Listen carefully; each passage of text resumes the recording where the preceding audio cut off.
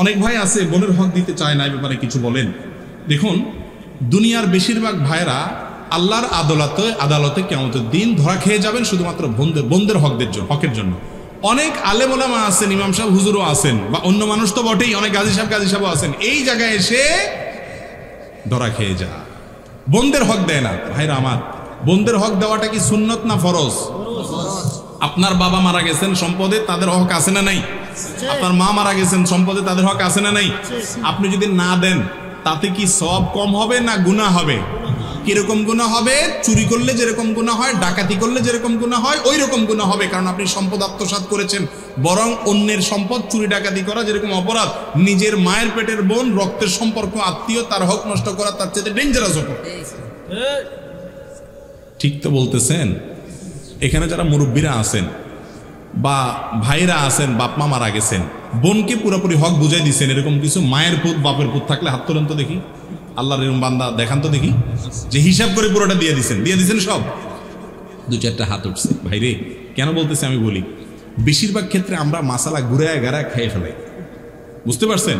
বলে যে আসলে বোনদের অনেক আছে, ওদেরকে ডাকছেন, ওদেরকে ডাকেন, ডাইকে একটা সিন ক্রিয়েট করেন। সিন ক্রিয়েট করা বুঝেন?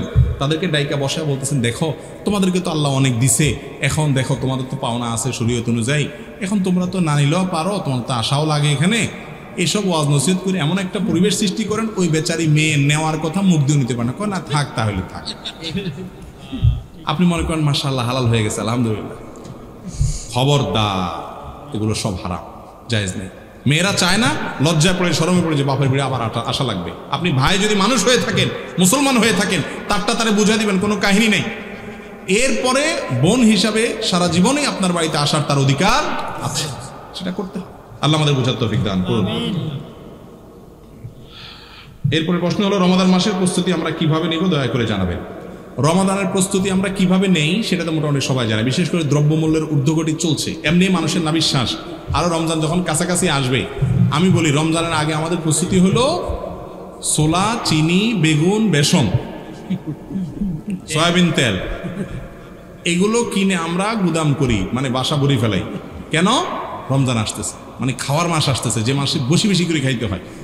যে মাসে আল্লাহ দিনের বেলা খানাই বন্ধ করে দিচ্ছে, ওই মাসে তো বাজার সাথে আরো কম করলে চলতো, তাই না? এমন খানা খাই আমরা যে সরকারের যারাই তখন দায়িত্বে থাকে বেচারা হিমশিম খেয়ে যায় বাজার সামলায়, ঠিক না ঠিক? এমন খানা দেয় বাঙালি। কিরে ভাই, রমজান মাস কি খানার মাস না খানা ছাড়ার মাস? তাহলে বাজারে ক্রাইসিস হবে কেন? বরং আরো জিনিসপত্রের দাম কমে না হওয়ার কথা, কারণ ক্রেতা কম, ঠিক না ঠিক? ভাইরা আমার, রমজানের প্রস্তুতি খাবারের প্রস্তুতি না। রমজানের প্রস্তুতি কি? কখন কোন আমল করবেন প্ল্যান করা, যাতে করে সময় নষ্ট না হয়, ঈদের কাপড় চোপড়ের ঝামেলা শেষ করা, যে মার্কেটে যায় সময় নষ্ট না হয়, ইবাদতের পরিকল্পনা করা, এটা হলো রমজানের কি পরিকল্পনা। আল্লাহ তাআলা আমাদেরকে করার তৌফিক দান করুন।